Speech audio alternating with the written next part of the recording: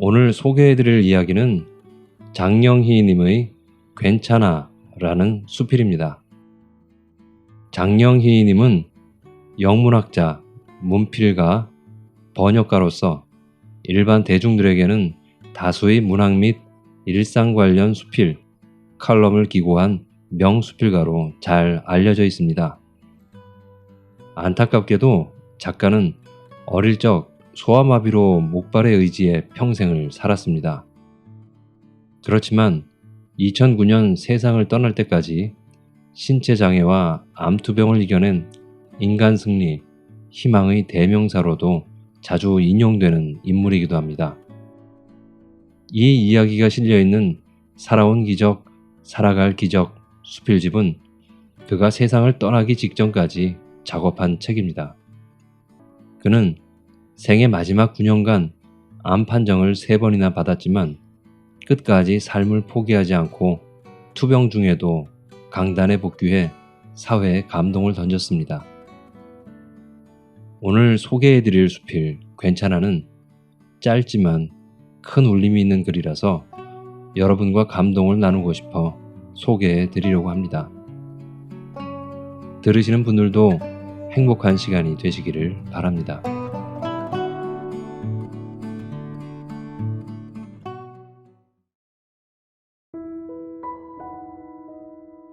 괜찮아. 장영희. 초등학교 때 우리 집은 제기동에 있는 작은 한옥이었다.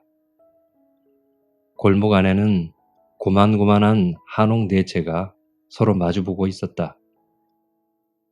그때만 해도 한 집 아이가 너댓은 되었으므로 그 골목에만 초등학교 아이들이 줄잡아 10명이 넘었다.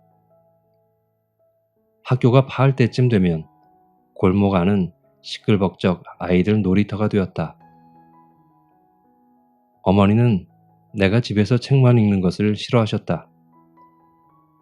그래서 방과 후 골목길에 아이들이 모일 때쯤이면 어머니는 대문 앞 계단에 작은 방석을 깔고 나를 거기에 앉히셨다. 아이들이 노는 것을 구경이라도 하라는 뜻이었다. 딱히 놀이기구가 없던 그때 친구들은 대부분 술래잡기, 사방치기, 공기놀이, 고무줄놀이 등을 하고 놀았지만 나는 공기놀이 외에는 어떤 놀이에도 참여할 수 없었다. 하지만 골목 안 친구들은 나를 위해 무언가 역할을 만들어 주었다. 친구들이 고무줄놀이나 달리기를 하면 내게 심판을 시키거나 신발 주머니와 책가방을 맡겼다. 그뿐인가? 술래잡기를 할 때에는 한 곳에 앉아있는 내가 답답할까봐 내게 어디에 숨을지를 말해주고 숨는 친구도 있었다. 우리 집은 골목 안에서 중앙이 아니라 구석 쪽이었지만 내가 앉아있는 계단 앞이 친구들의 놀이 무대였다. 놀이에 참여하지 못해도 나는 전혀 소외감이나 박탈감을 느끼지 않았다. 아니, 지금 생각하면 내가 소외감을 느낄까봐 친구들이 배려를 해준 것이었다. 그 골목길에서 있었던 일이다. 초등학교 1학년 때였던 것 같다.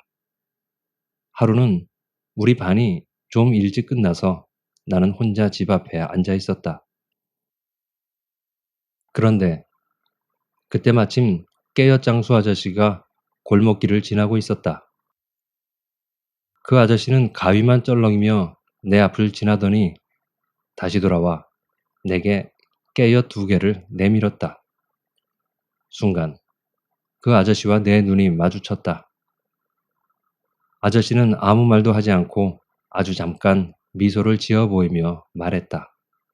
괜찮아. 무엇이 괜찮다는 것인지는 몰랐다. 돈 없이 깨엿을 공짜로 받아도 괜찮다는 것인지, 아니면 목발을 짚고 살아도 괜찮다는 것인지. 하지만 그건 중요하지 않다. 중요한 건 내가 그날 마음을 정했다는 것이다. 이 세상이 그런 대로 살만한 곳이라고. 좋은 사람들이 있고 선의와 사랑이 있고 괜찮아 라는 말처럼 용서와 너그러움이 있는 것이라고 믿기 시작했다는 것이다.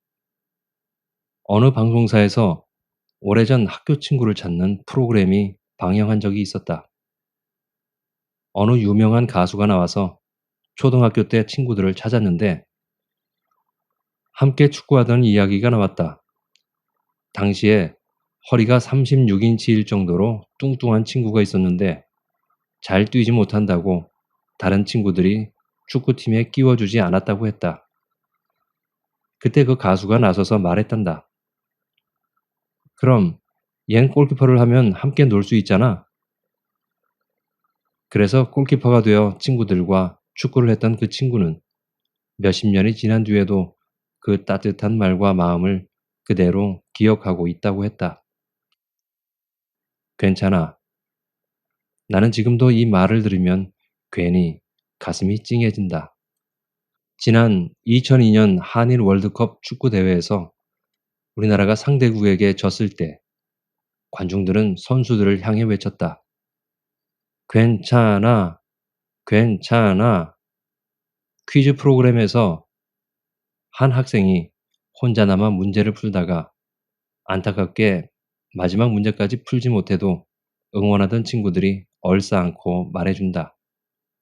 괜찮아, 괜찮아.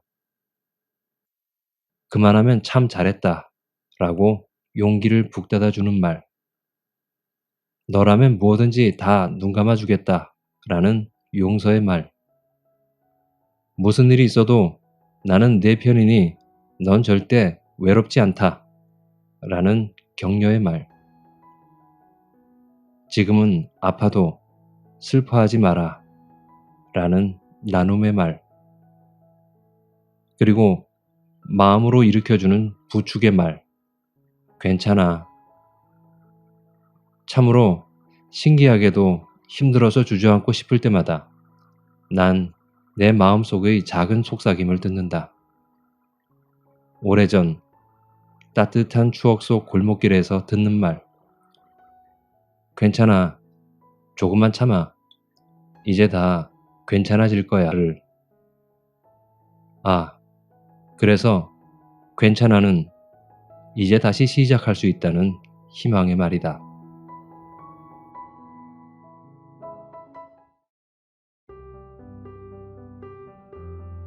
장영희님의 수필 괜찮아였습니다. 다음에도 또 재밌는 이야기로 찾아뵙겠습니다. 끝까지 들어주셔서 감사합니다. 감사합니다.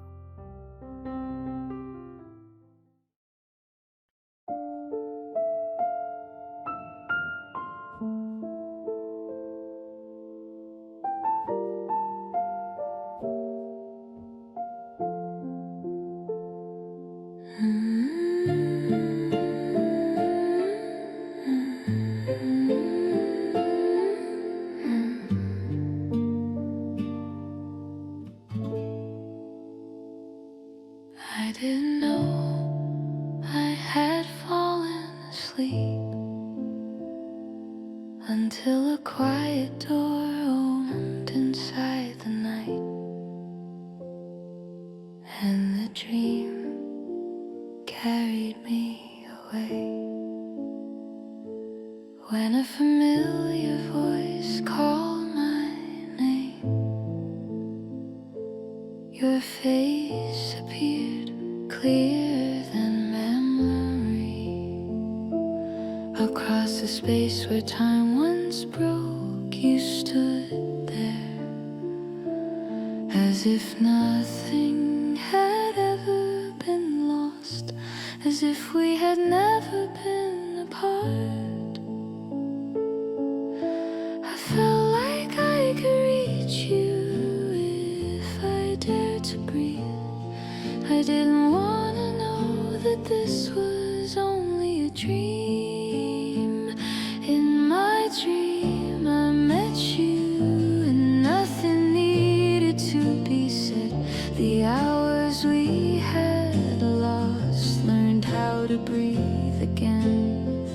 Even knowing you would disappear, I saw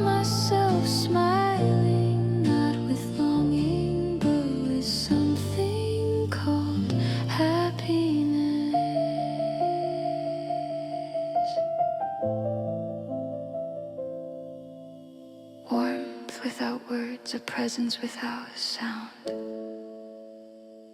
The dream continues.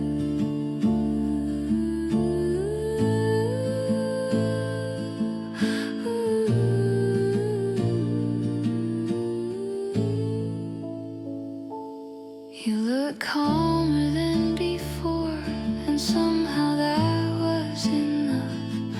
I almost cried because I felt at ease. All the words I never spoke stayed where they were as we simply shared the same quiet sky. As if time had paused and grew still, I wished quietly that this moment would remain. In my dream I met you, and silence said everything. The empty places in my heart began to shine again. I know I will wake up soon. I allow myself one small wish, that tonight happiness is enough. If my heart is what called you here, then please tell me that this kind of dream is allowed.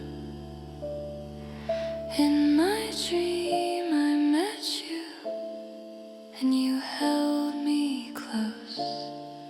Even if it fades, this warmth can stay. When I open my eyes, I know I'll be alone again. But tonight it was love.